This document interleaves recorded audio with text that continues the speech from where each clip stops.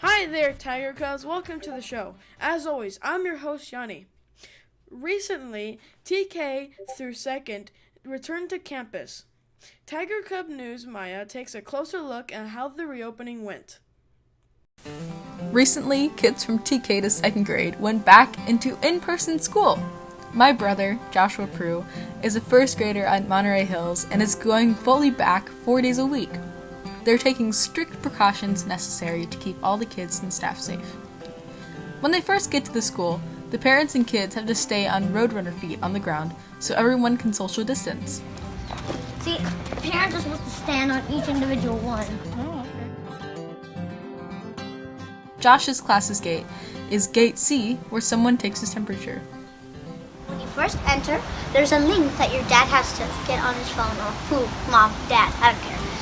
Has to get on their phone, and it's a badge, and you show it up, and then they'll check your temperature, and you can go on to the Roadrunner sheet and wait until your turn. That's awesome. So what do you do when you get into school? It would be a plexiglass here. There would be chairs 6 feet apart. There would be a blue tape in the middle separating the PM and the AM, and their tables are 6 feet apart. Well, awesome. Do you like it there? Oh yeah, it's fun. Yeah, I love it. Do you get to see your friends? Yes. That's awesome. It's a fun time. That's awesome. Thanks, Josh.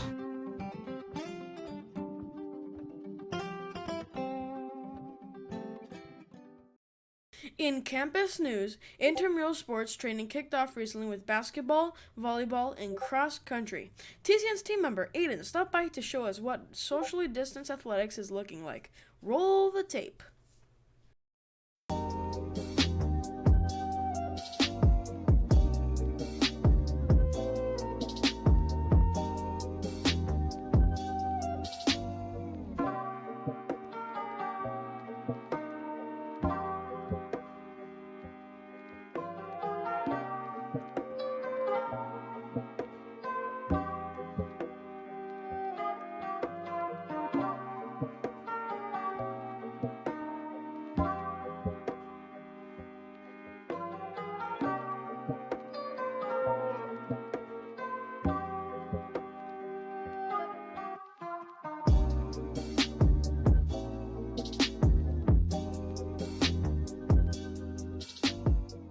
In Johnny's continued skate series, he visited one of the lesser-known local parks.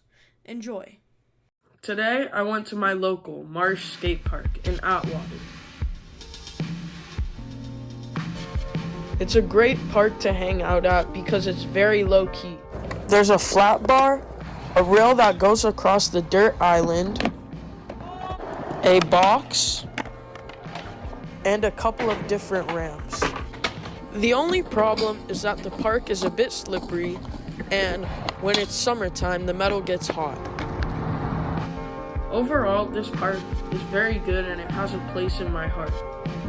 But due to the slippery floor and the hot metal, I'm gonna have to give it a 7 out of 10. I recommend going to this skate park if you're just trying to learn because it's a very chill environment.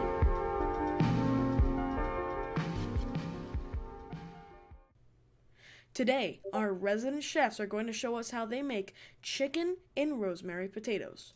Sounds delicious. Hi, I'm Charlie, and today we're making roast chicken and potatoes. For the whole recipe, you're going to need these ingredients.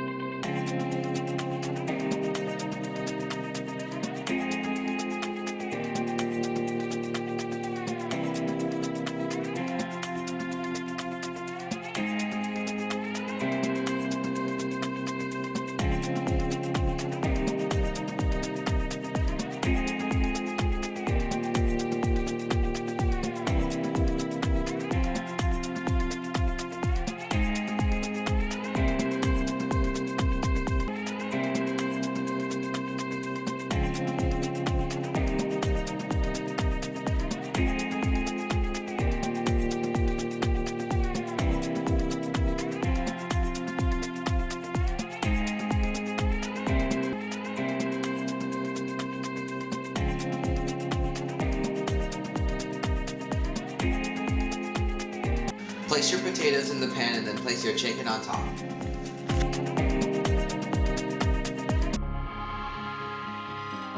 Cook your chicken for 20 minutes and then turn the heat down to 350 and cook it for 40 more minutes. The final product should look like this. As we wrap things up, we have political and world news, offbeat news, and a look at an often overlooked scientist, Rosalind Franklin. Stay safe, and we'll see you next week.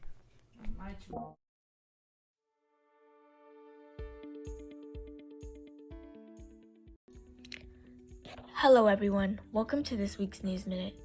Today we have 3 stories for you. Recently, Google and Facebook have been making money by aggregating news sources. Australia reacted negatively and asked them to pay for using the news sources in the aggregator. Google paid and Facebook decided to ban Australia from their news. However, this also resulted in their government pages and health and emergency services. The next story is a serious car crash near Imperial Valley, which occurred this Wednesday. 25 people were packed in an SUV near the Mexican border. After entering an intersection, they were hit by a semi-truck, killing 12, one dying in a hospital after. Those who died were 15 to 57 years old. Investigators believe it was either a human smuggling event or trying to get past the Mexican border illegally. Our last story involves something that happened on Tuesday. The governors of Texas and Mississippi announced they would be relaxing some COVID bans. It is now time to open Texas 100%, Texas Governor Greg Abbott said. Texas will be lifting all business and mask restrictions, and Mississippi will be lifting their mask restrictions too. President Joe Biden encouraged people to still be careful, as the fight is still far from over. That's it for this week. Have a good day.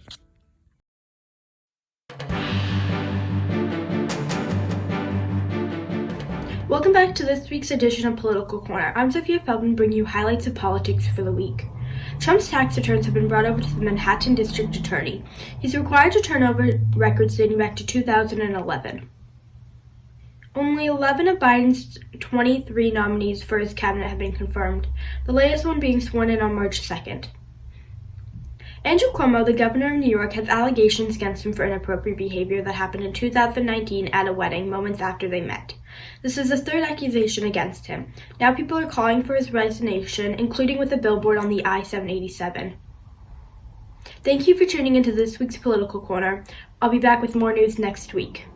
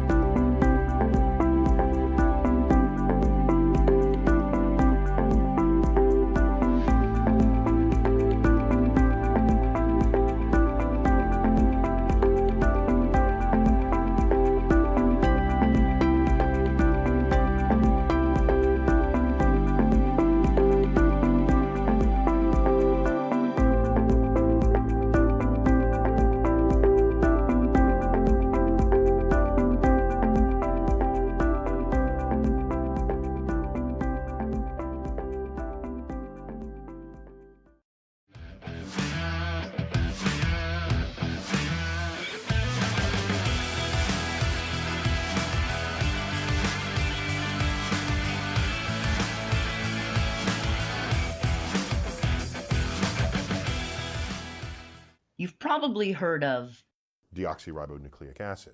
Deoxyribonucleic acid. Deoxyribonucleic acid. Or just call it DNA. But the famous double helical structure is more of a mystery. Many credit the discovery to James Watson and Francis Crick, chemists in the early to mid-1900s. They were awarded the Nobel Prize in 1962 for discovering the double helix that makes you, I, and life possible. But the birthplace of this idea is London, England, in 1920. Well, that's when Rosalind Franklin was born, but you get the point. Educated at Cambridge University, Franklin researched and perfected X-ray crystallography. In the race to build a DNA molecule, unsuccessful experiment after unsuccessful experiment led her to an unlikely place. Success! In a picture titled Photo 51, she discovered the double helix using X-ray diffraction strategies.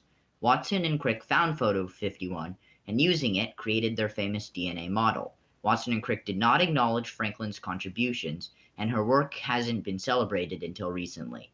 She died at 37 from ovarian cancer. However, she's still relatively unknown, but that's going to change, one DNA molecule at a time.